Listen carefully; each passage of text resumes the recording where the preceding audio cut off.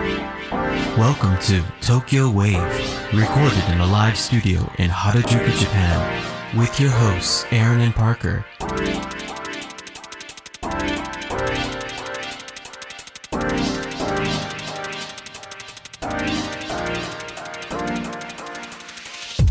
All right, welcome everyone to episode 2 of Tokyo Wave. We're your hosts, Aaron Randall and Parker Allen. Guess what, Aaron? From today, we are officially stuck in Japan. Oh my gosh, I heard about this on the news. That's right. The Mainichi reported that Japan is to expand its entry ban to 73 countries, including where we're from, the United States of America. Oh my goodness. It makes sense. You know, New York has become the epicenter of the coronavirus epidemic, right? Yes, Japan's numbers are still relatively low, but what isn't low are tensions as the current state of increasing urgency with the Japanese public really not knowing what's going on and seeing the entire rest of the world, especially the developed world, going into an increasingly dire-looking tailspin. I think the Japanese people are really paranoid, and I mean, to give credit where credit's due, I mean, we're pretty paranoid too. I mean, if one of your friends came to visit you from XYZ country outside of Japan, would you want to hang out with him right now, Aaron? Hey bro, can I stay at your place? No man, sorry. Actually, I know a place that you can stay for about at least 2 weeks. It's in Okinawa, far away from me. On Tokyo Wave, we bring you weekly updates from our studio in Harajuku, Japan's most fashionable quarantine bunker. We've got a lot to share with you today on Tokyo Wave. Brace yourselves. Weekly updates from Japan with Aaron and Parker. Two Americans with a passion for telling you what's going on right now on the ground in Tokyo. Straight from our studio in Harajuku. Join us in segments featuring this week's top news, political happenings, business, and absolutely random garbage. This week in Japan. So here are this week's news highlights. Prime Minister Shinzo Abe's 2 masks per home gets roasted on Twitter.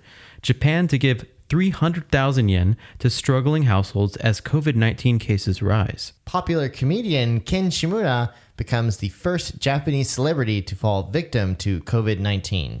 Sendai coronavirus cluster found at the hub. Japan sees record 4,300 cannabis offenders in 2019. All right, so our first story is Prime Minister Shinzo Abe announced a policy to deliver 2 masks to each household in Japan. So during a meeting of COVID-19 experts at the Prime Minister's office, Abe revealed a new batch of policies to fix the shortage of face masks. So as me and you both know, you can't find masks anywhere. So they're addressing this, obviously. So what we didn't hear much about was the good part of the new plan: dispense 15 million masks to hospitals across Japan from next week. And those are the good ones with the antiviral stuff in them. Yeah, I think it's the N95 mask. Yes, exactly what you just said. The Japanese government has given financial support to domestic manufacturers who have now manufactured a stockpile of over 600 million masks. Aaron, that's a lot of masks. That is a lot. So 600 million masks. I think the Japanese population is 120 million though, so. That's 5 masks a person. Yeah, so about 5 days worth of masks. Why are they holding out on us? They've got 3 more. But, no one heard about what's going to happen with the medical institutions, but what everyone did hear about was the wacky part. The government has decided that every household in Japan will get 2 cloth washable face masks, and that's to 50 million households total. Wow. 2 masks a house. I mean, you can't make this stuff up. What are you going to do with your 2 masks, Aaron? Frame them. Please bury me with my masks. They're very near and dear to me. Yeah, so, with all this, Japan Twitter immediately caught on fire with lots of people sharing a photoshopped photo of Abe's face covered up with the 2 masks. Yes, and I've noticed that the Prime Minister has actually been wearing a standard issue looking cloth mask recently in the Diet that looks a whole lot like the masks that the public is soon to be getting. So I guess he's modeling this new shiny mask that's about to drop. Yes. Good PR for it. Yes. But also, I think that, modeling the masks is one thing, but I think, also there needs to be some sort of a theme song. So, there is actually a rock band of politicians, and I'm kind of hoping they make like some sort of a power rock ballad about the coronavirus. Huh. And I'm actually working on some ideas for lyrics to pitch them. I've got them here, Aaron. Try these out. Like, can you sing this? Gonna get you, baby. All the shoes. And you're gonna need all of these masks, baby. Oh, that's fucking lit, dude. And up next, we have the story of the popular comedian Ken Shimura, the first Japanese celebrity to fall victim to COVID-19. On Sunday, Ken Shimura, legendary Japanese comedian, primetime variety television show host, and truly a household name in Japan, became the first high-profile Japanese celebrity victim of coronavirus after a 2-week fight with the virus in an ICU unit in Tokyo's Shinjuku ward. Shimura was 70 years old. So we have a brief tribute to his legacy at the end of today's episode, so please stay tuned for that. All right, next up we have some news from Sendai. All right, so Sendai coronavirus cluster found at the hub. Holy shit. So we just talked about the hub last week briefly. In You Can't Make This Stuff Up news, authorities in Sendai have found a coronavirus cluster at that notorious gaijin bar. You guessed it, the hub. Well, I've heard about people catching something nasty after one too many at the hub, but it looks like some poor English teachers ignored those stay-home orders and got served up some of the other corona. Ouch. According to the Sendai government, the infected include a woman of foreign nationality in her 30s who works at a private school as a teacher, a company employee who is in his 30s, and a woman in her 30s working at a local bank. All three are residents of Sendai. Wow. I was kind of wondering when would be the first, I don't know if this is the first, but when would be the first infection of like a local English teacher, because there are so many of them. Well, already there's a lot of chatter on Twitter about a lot of Japan's coronavirus infection cases being of foreign nationals. But up until now, of course, the vast majority of these foreign nationals are tourists. Of course, we remember the Diamond Princess situation. And so I think that a lot of the perception of coronavirus cases in Japan is that there are a lot of foreign tourists involved. But with regard to long-term residents, I haven't really heard about any other long-term residents other than this person who have been infected with the coronavirus. Right. So it goes on to say the three went for a meal at the hub Sendai Ichibansho Yonchome branch in Sendai's Aoba ward. And if you don't know, Sendai's Ichibancho is kind of the Kabukicho of Sendai. So they went for a meal, did they? Yeah, sure. Great. Also, that same night in the hub, there was also a group including male and female assistant language teachers, or as we know, ALTs, who were employed by the city of Yurihonjo in Akita Prefecture, and who are also confirmed to have been infected with the virus on March 27th. What are you guys doing in that hub? Nuts. So the private school teacher and the company employee were at the hub from about 7 p.m. to 11 p.m. on March 20th. And in that time, reportedly had a standing conversation with the ALTs and others for about 5 minutes. The private school teacher reportedly then went to the same hub again from 9 p.m. on March 21st until 1 a.m. on March 22nd and met the ALTs and others there. The banker reportedly dined together with the ALTs and others at the hub from 11 p.m. on March 20th to 2 a.m. the following day. Yeah, they were dining hard out there at the hub. They just kept going back, huh? It's that fish and chips. Delicious. The Ministry of Health, Labor, and Welfare defines a cluster as 1 in 5 people or more who are found to have contracted the virus have had close contact in the same space. So I don't know what kind of close contact these guys are having in the hub, but it was apparently sufficient to get them infected with the coronavirus. It makes sense. It makes sense. I mean, when people are a little bit drunk in close quarters, they tend to spit a lot when they're talking. Pow! How are you doing, Karen? That's how I talk every time I go to the hub. That's hub speak. Following the confirmed infections of the three, the hub branch they attended temporarily closed its doors. Individuals who went to that pub on March the 20th and the 21st are advised to get in touch with the call center that is being operated by the city and Miyagi prefectural government that can be reached at 022-211-3883. That's 022 got drunk at the hub, might have the coronavirus. So all three began to show symptoms by March 28th and were hospitalized at a designated health center for infectious diseases in Sendai. It's been reported that none of them are in critical condition. And that's really good news to hear. Also, all three of these individuals had no history of travel abroad in the last 2 weeks, and they appear to have been staying at home after their symptoms emerged, although the city is still investigating their recent movements. So, fellow foreigners in Japan, this is a PSA for your friends at Tokyo Wave. Quit making everyone look bad, you idiot. Stay the home. Stay home. Hashtag stay home. All right, next up, Japan sees record 4,300 cannabis offenders in 2019. Speaking of scandal, Kyoto has reported that a record of 4,321 individuals were involved in crimes related to marijuana in Japan in 2019.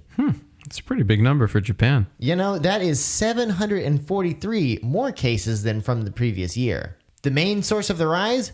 Young people. Those damn youngsters. Those damn whippersnappers. And so, according to Japan's National Police Agency, these whippersnappers aged 14 to 19 involved in cannabis cases probed by the police jumped over 4 times from the number apprehended in 2015. The agency also says young people are less aware of the risks associated with cannabis use compared with hard drugs such as methamphetamine and tend to start smoking the reefer out of curiosity. Curiosity kills, Aaron. Curiosity kills. But I want it so bad.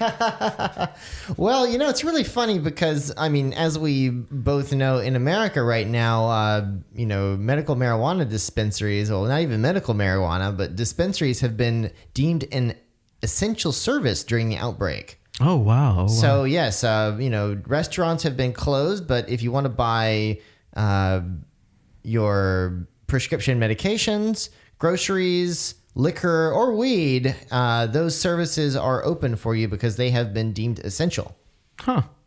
Good old USA.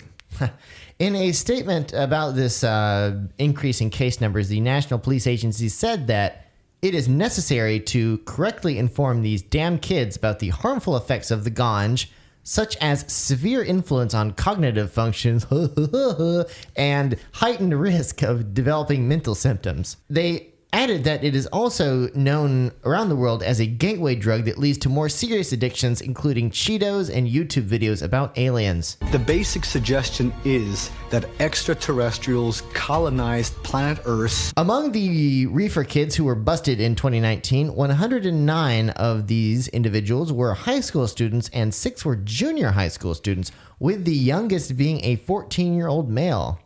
109 high school students. I wonder what the numbers are like for America.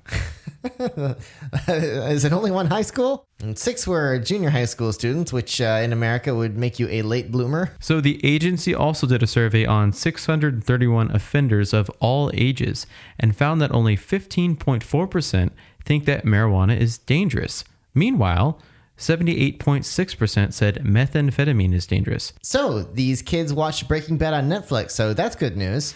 Gentlemen, I sense you're discussing my client. Anything you care to share with me? Sure, your commercials, they suck ass. A note to our listeners living in or planning to visit Japan: do not bring or consume drugs in Japan. If you are going to do something stupid, go to the hub during a worldwide virus outbreak, but do not do drugs. I repeat, do not do drugs. Whether it's an innocent puff of weed or an even more innocent brick of heroin taped to your leg, you will be arrested, charged, and either deported and banned or sent straight to Japanese prison, where they serve Japan's least delicious miso soup 3 times a day.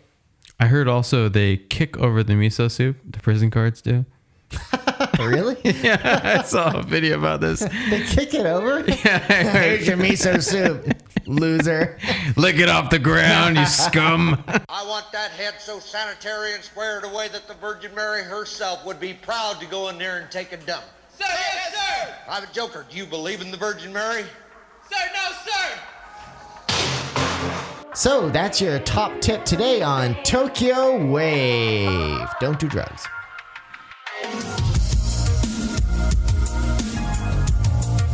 You're now listening to Tokyo Wave. All right, so it's time for The weird thing of the week. This week we're going to talk about natto, the mysterious food in Japan that always seems to disappear in times of crisis. So Parker, what is natto? Natto is a traditional Japanese food made from soybeans that has been fermented with Bacillus subtilis. It is often served as a breakfast food, together with karashi mustard, soy sauce, and sometimes Japanese onion. Natto is often considered an acquired taste because of its powerful smell, strong flavor, and sticky, slimy texture. Aaron, do you like natto? So that is a difficult question to answer. I would say quick answer, yes. Parker, do you like natto? No. And I think most people listening to this who live in Japan would understand why you don't like it. Well, even within Japan, natto is most popular in the eastern regions, including Kanto, Tohoku, and Hokkaido. And a 2009 survey revealed that 70.2% of Japanese people find the taste pleasant. But others who may not find the taste of the food pleasant still eat it for health benefits. It does smell. You know, I got into natto after being in Japan for about 3 or 4 years. A lot of my Japanese friends would mix the raw egg, the white rice, and the natto together and eat it as lunch. And I mean, God, for anybody coming to Japan for the first time, this has got to be the most disgusting looking and smelling thing. But you put a little bit of soy sauce in there, it's not so bad. And it's really good for your stomach. Amazing. Well, you know, natto, for those of you not familiar with natto has a distinctive smell somewhat akin to a pungent cheese. And when you stir natto, of course, because it's very sticky, it produces lots of these sticky strings. Yeah, that's a really good way to describe it. Sticky strings. Sticky strings. It sounds like an electro band. Yeah. You know, well, natto is made from soybeans, typically soybeans specifically cultivated for creating natto, and smaller beans are usually preferred as the fermentation process will be able to reach the center of the bean more easily. These beans are washed and soaked in water for 12 to 20 hours to increase their size. Well, I thought they wanted small ones. Next, the soybeans are steamed for 6 hours, although a pressure cooker may be used to reduce the time. These beans are mixed with the bacterium Bacillus subtilis, known as the nattokin in Japanese. From this point on, care must be taken to keep the ingredients away from impurities and other bacteria. This mixture is fermented at 40 degrees Celsius for us Americans, that's 104 degrees Fahrenheit, for up to 24 hours. Afterward, the natto is cooled and then aged in a refrigerator for up to 1 week to allow the development of the stringiness. So stringiness is a quality. It's a feature, not a bug. Right. That's a great way to say it. And so I always wondered, you know, the story of how natto came to Japan, or at least came to become a thing in Japan. I mean, did someone just wake up and say, well, these soybeans look pretty rotten. Let's try and have a taste. Well, you know, where did natto come from? There is no confirmed answer, but there is a story about Minamoto no Yoshiie from Japanese history, who was on a campaign in northeastern Japan between 1086 and 1088 AD, and then one day his army was attacked while boiling soybeans for their horses. Minamoto no Yoshie's men hurriedly packed up the beans and did not open the straw bags until a few days later, by which time the beans had fermented, or as I like to consider it, rotten. However, the soldiers ate it anyway and thought it was delicious, so they offered some to Yoshie, who also liked the taste. Yeah, just like, you know, cereal, kimchi in Korea, discovered by mistake. It makes sense. One of my friends visiting from the States, he's originally Iranian, and he was here for 3 months doing research. After being in scuba at a research institute for about 2.5 months, he came to Tokyo and stayed at my place. And, we went in and around all around Tokyo. And he said, Aaron, Japanese are really into slime. And I'm like, what do you mean? He's like, well, you go to the kombini and just a lot of this stuff is like, it's in a slime texture. Like we don't have that in the States. And when he said that, I'm like, wow, you're right. There's like slime stuff everywhere. This food is great, guys, but can we make it more, slimy? Yeah. Can we put it in like a plastic tube and slimify it? Just slime it up a little.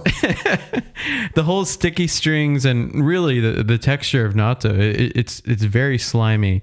If you're in a dining room with someone and they crack open the little styrofoam packet of natto, that thing will stink up the room all day. Yeah, it's a very hard to get rid of smell. Unfortunately, I know that better than anybody else because I have never gotten to like natto. And so whenever someone eats it in my presence, I immediately feel, what's that word? Murderous. But today we want to talk about natto because as people living in Japan now might have noticed, it has, at least in the Tokyo area, once again disappeared from store shelves. And I thought this was very strange. And the reason why I decided to look into natto today was because I remember after the triple disaster after March 11, 2011, natto was also gone from store shelves. And so I wondered if there's some connection between the great natto shortage of 2011 and the current situation we're in now with COVID 2020. And what did you find out? So I did a bit of Googling about the natto shortage in 2011 and actually found some news sources confirming the reason for the shortage back then. It turns out that Ibaraki Prefecture, which happens to be the home to the largest number of natto manufacturers in Japan, was among the prefectures that were most greatly affected by the earthquake. And so initial power outages triggered by the crippled Fukushima No. 1 nuclear power plant and a shortage of packaging materials were making it difficult to make natto, which was also confirmed by the Japan Natto Cooperative Society Federation. Wow, they have their own federation. A society federation. So the reason why the shortage came to be was because these petrochemical complexes that were in quake-hit Tohoku region were damaged, and so the supply needed to make the natto containers was not sufficient. In addition, the power outages did cause an additional headache for these natto manufacturers because these soybeans must be fermented for about 20 hours at a stable temperature of between 42 to 42 degrees. So does that have anything to do with the great natto shortage now during COVID 2020? And so we looked into why is the natto gone this time? And apparently it's a combination of things. For one, with lots of people working from home and these kids not going to school, natto is an easy meal to make. Just slap a container on top of some boiled rice and voila, breakfast is served. In case you are wondering, the smell of warm natto is especially repulsive. I can confirm that. And also, because it's fermented, people say that it's good for the immune system. So I guess what doesn't kill you makes you stronger and all that. And finally, last but not least, there is a rumor going around that natto has magical bacteria that prevents you from catching the coronavirus. Ooh. That's right, guys. We found it. That's why the number of infections in Japan is so low. You can keep those test kit stockpiles because we're natto in trouble here. Oh, that's great. They finally found out why the Japan numbers are so low. Thank God we can all rest easy. So, as I was saying earlier, I actually like natto. I originally got into it. A friend showed me you can just mix rice, natto, a raw egg, and some soy sauce, and there's your lunch. For any American who has never tried this, I'm sure that they would be very disgusted and repulsed by it. However, as you mentioned, there are a lot of health benefits. It does seem to be really good for your stomach. I did diet 2 years ago on brown rice and natto for 2 months, and I lost about, I think, 15 or 20 pounds. Well, just hearing about it made me lose my appetite, so. Yeah. I mean, brown rice and natto, that's I'm not going to lie, that is not an attractive sounding combination. I mean, is being fat that bad? Yeah, but there is definitely a huge divide between not just foreigners in Japan, but Japanese themselves, between those who like natto and greatly dislike it. One of my first times in Japan, this foreigner told me, he's like, I don't trust foreigners who say they like natto. So. You're now listening to Tokyo Wave.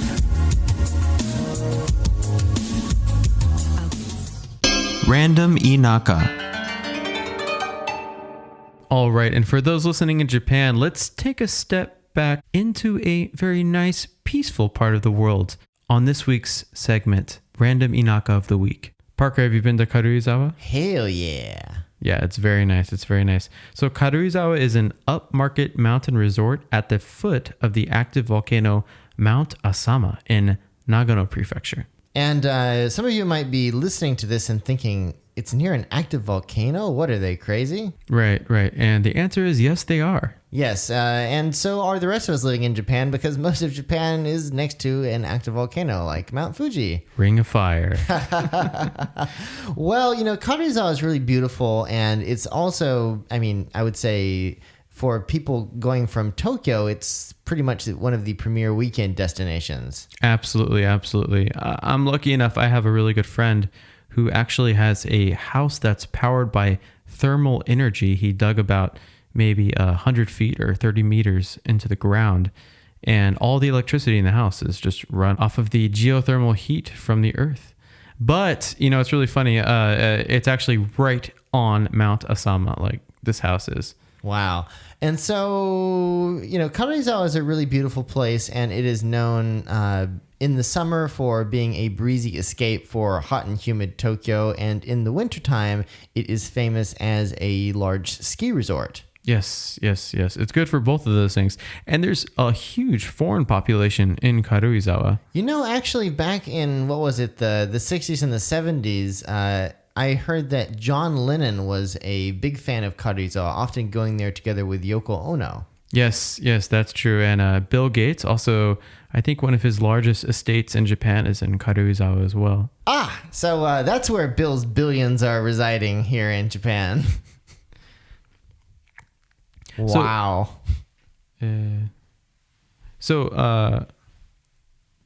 the reason for this big foreign population in Karuizawa, it was actually promoted as a mountain resort by Western residents of Japan in the late 1800s.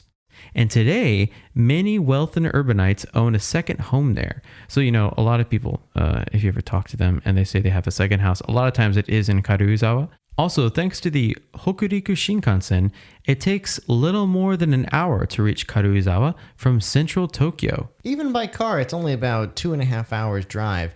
And it's a beautiful area. And one of the cool things about Karuizawa is, in addition to being a scenic resort town, because it's been developed as a scenic area for such a long time, and because of its close proximity to Tokyo, there's a lot of stuff to do. So it doesn't have the problem you might run into in other kind of destinations that you go there, you go to a nice hotel, you have a nice onsen hot spring bath, but there's not a whole lot else to do. Karuizawa does not have that problem. There are a lot of great restaurants, there are art museums and various attractions.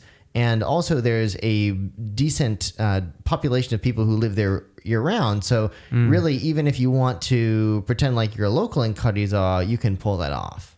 Absolutely. Yeah, I will say the food there is incredible. Some of the best traditional Japanese food I've ever had in Japan. And even some really good Italian, French, and other Western and other foreign cuisines as well. So, being this really beautiful landscapey getaway, it's also famous for various outdoor activities such as tennis, hiking, cycling, golfing, and then skiing and ice skating in the winter, as Parker mentioned. Oh, no. So one interesting thing about Karuizawa is we were looking at, the location of Karuizawa, which is actually a little bit complicated because Karuizawa happens to be on the rim between two prefectures. Karuizawa proper is in Nagano Prefecture, but it is on the edge of the prefecture right next to Gunma Prefecture. That makes sense. When we were there, our cell phones kept telling us different locations. Well, if you go to Karuizawa by car, actually there are a lot of beautiful scenic drives around there. It actually happens to be an area near what is called Japan's Romantic Road. Oh, really? Yes, it's a romantic road, as in the view is romantic, not the road is romancing with itself. But one cool thing is if you keep on going essentially due north from Karuizawa proper on the main Route 146, you can actually go all the way back into Kusatsu, or also you can dogleg over to the Manza ski resort, which is very famous as being the birthplace of the 1980s ski boom that happened in Japan. Ooh, the ski boom. I've seen posters of that. It looked awesome. Yes, and all of those pastel-colored ski outfits and lots of pop songs as well were done about the ski resorts and love stories, etc. It's really cool because if you go to Manza even now, you can go to this ski resort, the Prince Hotel and ski resort in Manza, and they've actually got a little mini museum where you can see all of these photos and relics from kind of Japanese skiing in its heyday. You know, speaking of this whole kind of ski culture that boomed in the 80s in Japan, I think it's connected to some strange phenomenon I discovered when I first came to Japan in 2011. During I spent Christmas in Japan, and I went to karaoke a lot. And when Christmas rolled around, everyone was singing Last Christmas by Wham. And in this music video, they're all at a ski resort, and it is so cheesy. It's so hard to watch. And that song is super popular in Japan. Yes, it's so popular here. Okay, so you agree with me on this. All right, I grew up as a musician, and my dad really influenced me on what artists he likes and doesn't like, and I inherited a lot of that, and I inherited a lot of the hate that he has for certain artists. And it's so funny, artists like George Michael from Wham, my dad didn't like so much. I mean, I think for obvious reasons, like these hair bands in the 80s. If you're like a guitarist or a musician, and all of a sudden these hair bands are on the fucking TV, it drives you crazy. I came to Japan, and I'm like, I cannot believe that everybody likes George Michael. Nobody here can speak English, but they know every single word to fucking Last Christmas. So basically, if your dad, if he goes to hell, then I guess he's going to go to Japan during Christmas. They're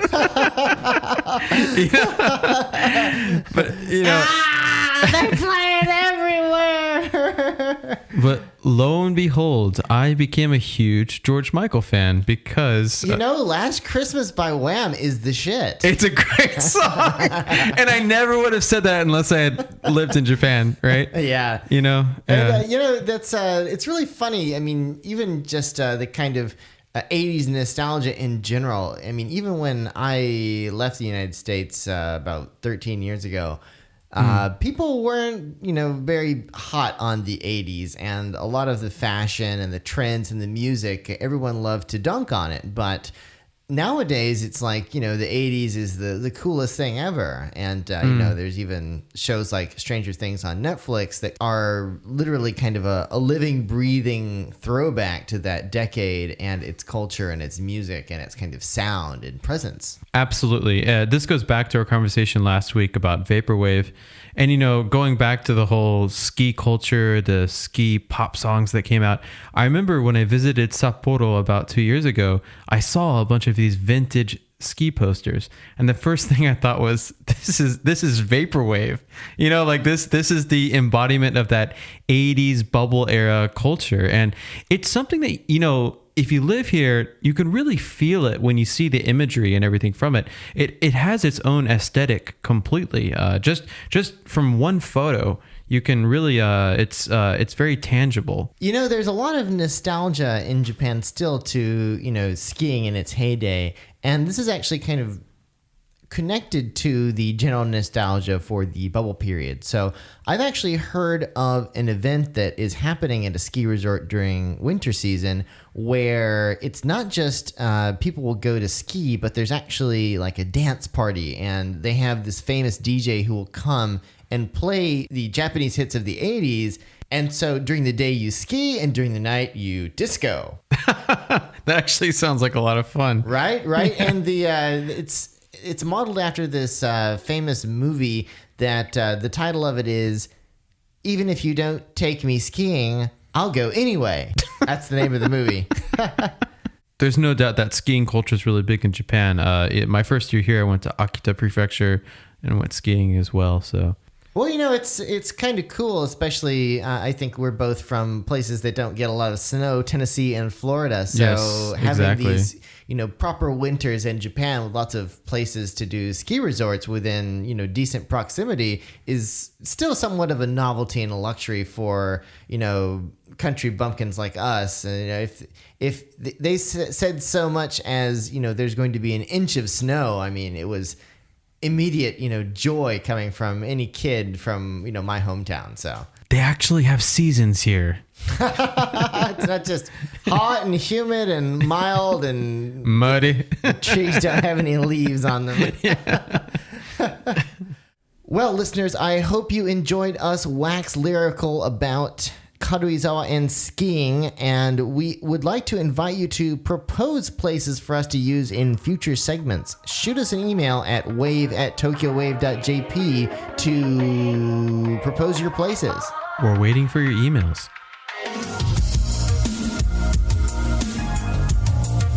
You're now listening to Tokyo Wave.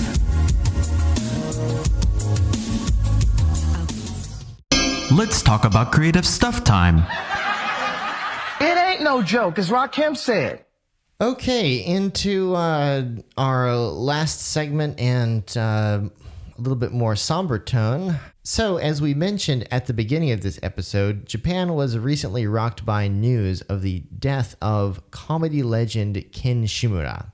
Nikkei Asian Review put it best that Shimura's unexpected death has left Japanese of all generations mourning, and many have gone on social media to express their grief. Some of them recalled how they grew up watching Shimura's comedy performances, while others posted pictures and GIFs of some of his more interesting and colorful performances through the decades. His successful half-century career earned him a special position in the collective consciousness of Japan as, if not the most familiar and beloved entertainer. He started his comedy career in 1974 by joining the Drifters, which was a musical band until around 1969, but from there began to perform as a comedy group. The Drifters actually opened for the Beatles when they performed at the Budokan in Tokyo in June 1966. The Drifters became a television sensation thanks to the Hachiji Dayo, Zein Shugo, or It's 8 o'clock, Let's Get Together comic variety show, which first went on the air in 1969 and ended in 1985. Shimura joined the Drifters as a manager, but it was not long before he became a core member of the group, which is kind of interesting. Started as a manager and, oh, you join. So he fit well into the role as a young newcomer, injecting his energy and wacky personality, and he ended up creating many comedy acts and characters. In the TV show, the Drifters mainly performed slapstick routines with their members running around the stage, and Shimura drew inspiration from comedy routines such as the Marx Brothers and Jerry Lewis, and tried to make people laugh with not just jokes, but also nonverbal cues. Later on, Shimura's variety show Kato-chan Ken-chan Gokigen TV, which starred another former drifter, Cha Kato, started in 1986 and lasted all the way until 1992. This had a section in which funny videos filmed by viewers were shown, which was an idea that was conceived and proposed by Shimura, and was probably the first regular TV feature of this kind in the world. And of course, this was decades before YouTube. And later on, from 1999, actually, ABC's America's Funniest Home Videos is seen as a copycat of Shimura's show. Did you know that, Aaron? No. This is the first time hearing that. I mean, Funniest Home Videos, I think we both kind of grew up with that sort of TV in the United States. And I mean, I had no idea it was a knockoff of one of Ken Shimura's shows. Yeah, me either. But yeah, definitely grew up with that, with the very schizophrenic Bob Saget. And so Shimura was among the most renowned comedians in modern Japanese history. And since the 1970s, really, he had been a fixture on television, many thanks to his comedy skits and recurring characters such as Bakatono, my personal favorite, or Idiot Warlord, and Hin no Oji-san, or Weird Uncle. Many of his performances in the first 2 decades of his professional career capture the stereotypical Showa-era entertainment in all of its raunchy ridiculousness. Really, I mean, the sort of things that you see on Bakatono especially is, almost to today's standard, kind of cringe comedy. It's the sort of stuff that, especially in the modern day, could be kind of seen as politically incorrect or insensitive, but of course, because Ken Shimura was doing it, he got away with it. I would recommend to many people listening to this that haven't experienced his comedy to check it out. You know, I think it is a lot more in line with modern online memes and comedy because of the cringiness that you described. Yes. Well, and also not just this sort of slapstick routine, but Shimura was also known among younger TV addicts for his weekly primetime animal show called Tensai Shimura Doubutsuen, or Genius Shimura Zoo, which featured all sorts of wacky animals. You know, Aaron, going back to the Ken Shimura program Bakatono, that was always my personal favorite. And I mean, maybe it's because, the whole premise, the main character, of course, is this feudal warlord. And it's sort of a parody of these sort of jidaigeki, or Edo period dramas. Yeah, kind of period dramas where they kind of, they dress up like samurai and warlords and, right, concubines and whatnot, and they go through all sort of very dramatic and serious situations. But of course, Ken Shimura puts on the whole, get up as the feudal warlord and acts like a complete and total idiot. I love it. I was first introduced to him, I think, via E-Bombs World, for those listening who remember that website, days before YouTube. So the video on E-Bombs World was actually from one of his shows called Shimuraken no Daijabuda, and you can find it on YouTube. It's called English Lesson now, but it's really funny. He plays the part of an English teacher. He's Japanese, and all of his students are actually foreigners who are fluent in English. And he's teaching them the proper way, or the Japanese way, to pronounce all of the English words. And all of the American students obviously, know the pronunciation, but they end up curtailing and changing it to meet that of Mr. Shimura's Japanified English. It's quite hilarious. Well, and so, even with the kind of international appeal of Shimura's comedy, and not just in the West, but also Shimura's comedy has proven to be popular across Asia, especially in Taiwan. It seems that a lot of people have speculated as to the reason why his comedy has been so popular outside of Japan. And what people always point to is the very slapstick and physical nature of the kind of visual components of his gags.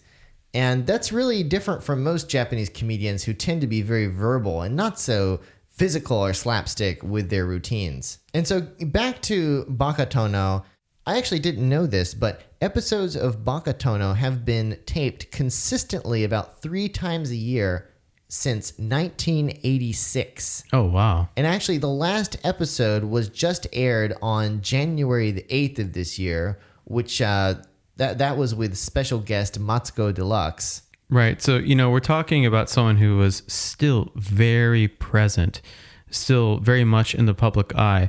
And his subsequent and very tragic death has really got a lot of Japanese taking the COVID-19 a lot more seriously, especially this past week.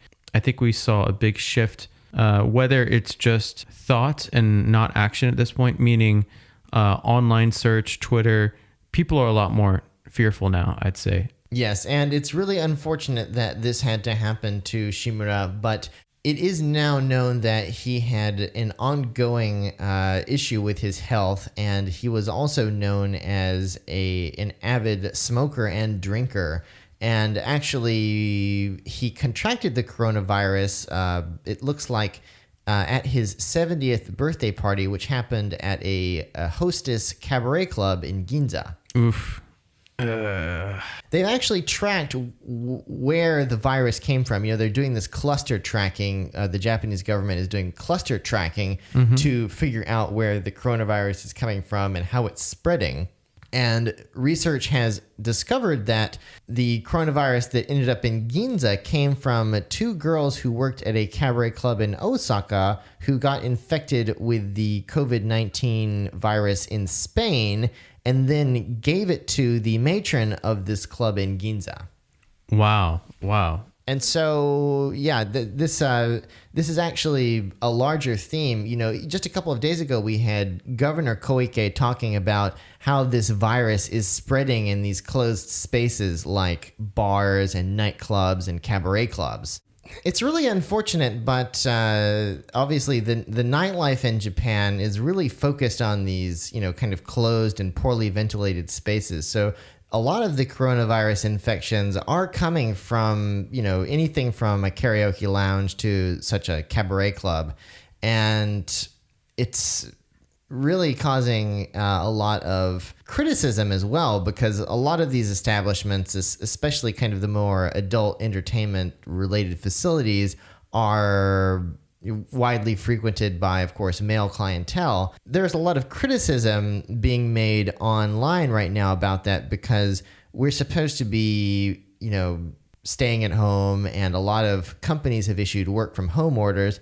I remember when the first large Japanese companies issued these work from home orders, blanket orders for their entire staff. And, these are massive companies. I thought to myself, of course, there's going to be some naughty guys who go out and drink and carouse, even though they're supposed to be, working from home and avoiding getting the virus. They're going to do the exact opposite because they're now free. Freedom at last. But no, I mean, some Japanese friends on mine as well, their comments on being able to work remote, or now I can just drink beer while I'm Skyping or Zooming all day. And I'm thinking, no, that's well, of course, if you want to do that, sure, but people do work from home and are quite productive. It's definitely something that's not widely accepted or understood. Well, I think it definitely goes to say that in Japan, the idea of working from home, it's almost like you're doing something that you're not supposed to be doing. Exactly. They all associate it with that. Yes. Yep. And so I feel like there's going to be a lot of people unnecessarily acting out because they have this newfound freedom that they don't have to go to the office every day. I can go to Kyabakura every night. Why just wait at the night? I can go in the morning. We laugh, but there's someone who's probably doing it right now. Yeah, it's in the middle of the day. Yeah. But on a more serious note, it is really tragic that this terrible virus took the life of one of Japan's most cherished comedians. And I'd like to dedicate this episode of Tokyo Wave to the legacy of Ken Shimura. And I really hope anyone listening to this today, if you don't know of his work already, please, do a quick Google search and check out some of the things that he did, because he did a lot of really funny things. Of course, some of it by today's standards can feel a little bit tone deaf, but for what it was, he left an incredible legacy of comedy. And I think that, the present generation of Japanese comedians owes a lot to the trails that he blazed, through a career that really spanned through the 60s and up until, today, 2020. So no, that's incredible. And for our listeners who don't speak Japanese, you could still watch his videos and you can still laugh your ass off. As Parker was saying, it's situational humor. So, you don't need the Japanese. So I think today our takeaway for this episode is don't. Don't go to Kyabakura. Don't go to the hub. Don't do drugs. Don't hoard natto. Don't go to school. You know, guys, stay safe. Seriously, go wash your hands. Do it right now. Sing happy birthday while you do it. That's terrible. Hey, that's the way that's the way to make them do it long. Hey, listeners, that's right. You listener right there. We want your feedback, comments, and ideas. Drop us a line at wave@tokyowave.jp. We will listen to your ideas, and we might even try something new, except for natto. That stuff is gross. Also, coming soon to Tokyo Wave will be some special guests, so make sure you tune in to future episodes to see who gets dragged into Japan's most contagious cluster of talk. That's right, Tokyo Wave. We hope you enjoyed Tokyo Wave. If you haven't already, you could subscribe to our podcast on Apple Podcasts, Spotify, SoundCloud, and YouTube. Thank you guys so much, and we'll catch you next week. See you next week.